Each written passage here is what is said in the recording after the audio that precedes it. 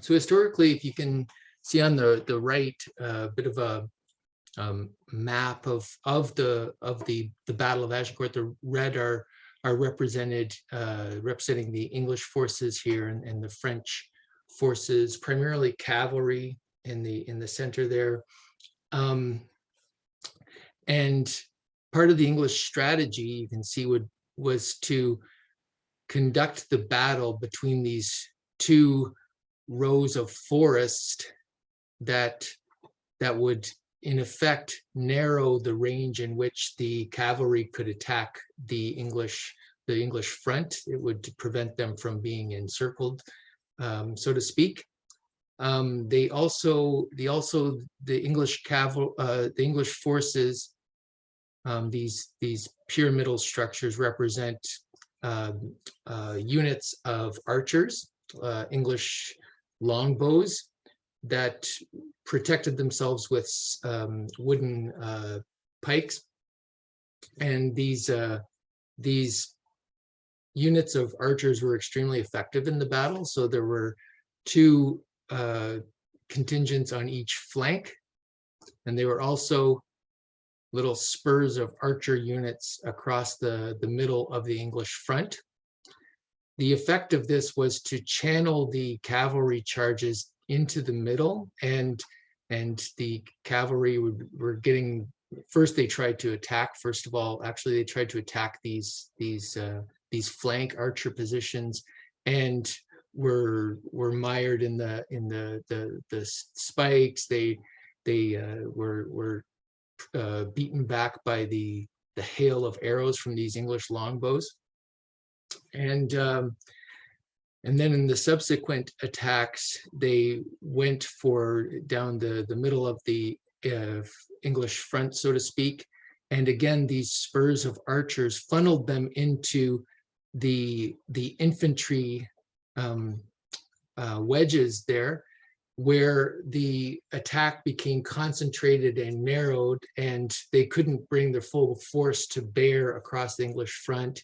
And corpses were piling up on these narrow channels across which the French were funneled through these by these effective longbows.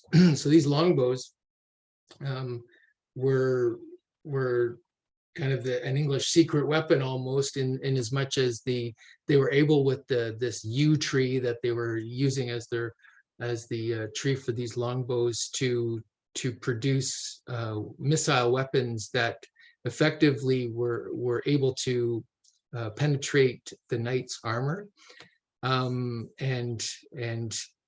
Because of the arrangement of these archers in the battle, it was almost like World War I, where we, with the use of machine guns, you had basically a killing zone with crossfire as people tried to advance across that front. The other thing I'll point out is this is probably the last battle that we'll see a large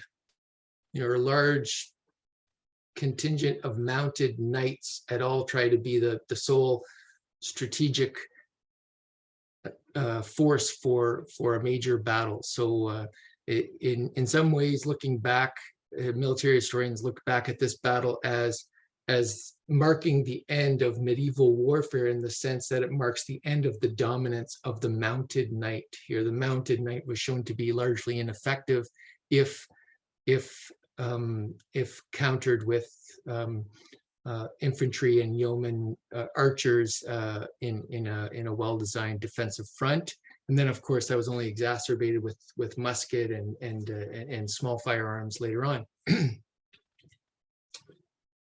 So these tactics, and I'll just point out that I neglected to mention that a good description of the battle can be found in this book by John Keegan, a famous military historian, called The Face of Battle. So he in that book, looks at three famous battles, and the Battle of Agincourt, the Battle of Waterloo, and the Battle of the Somme in World War I. So the first chapter is a lengthy chapter on the Battle of Agincourt, and as I said, a very good treatment of it there. So these tactics are described in Holshed, which is one of Shakespeare's sources, and they're mentioned in the earlier dramatic version of the play. So there's precedent for dramatizing the fact that this was the strategy.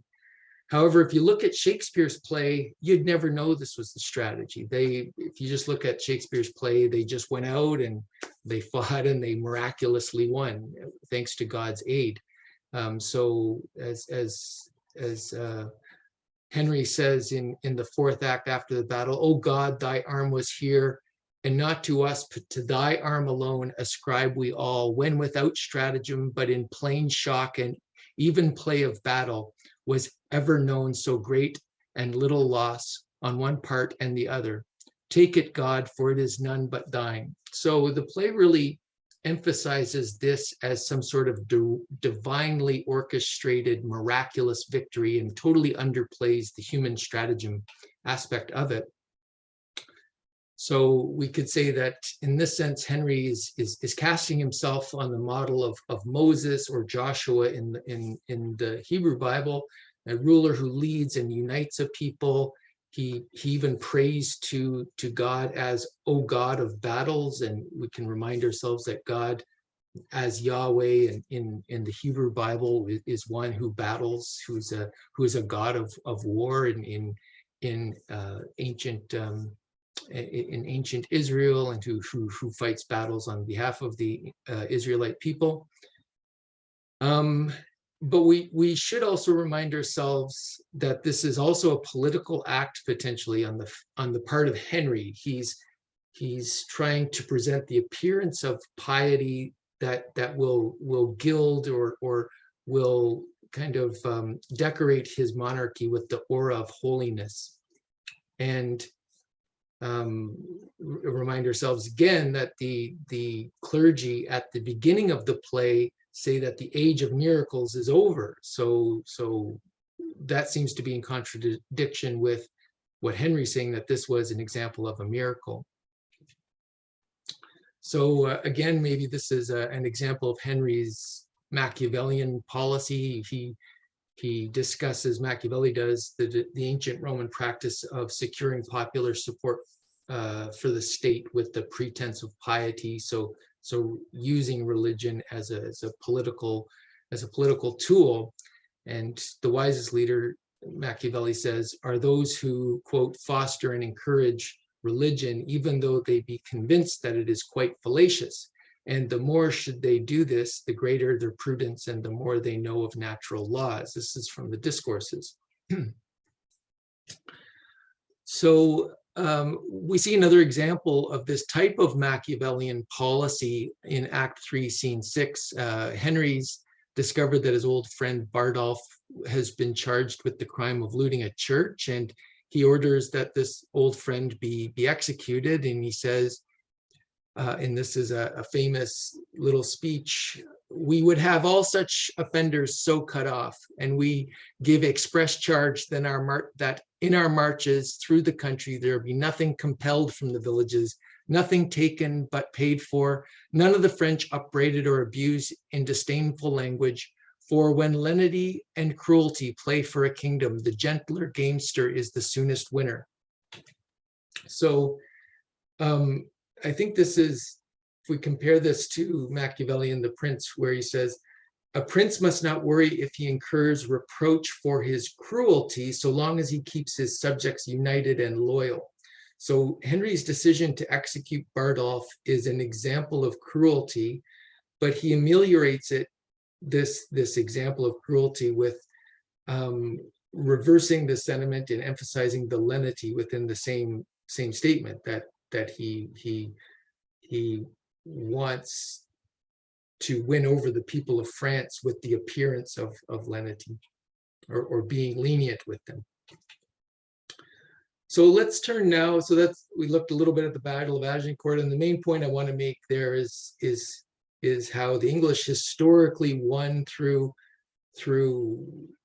despite the great odds, because of certain factors in the way they deployed, their use of archers, what have you.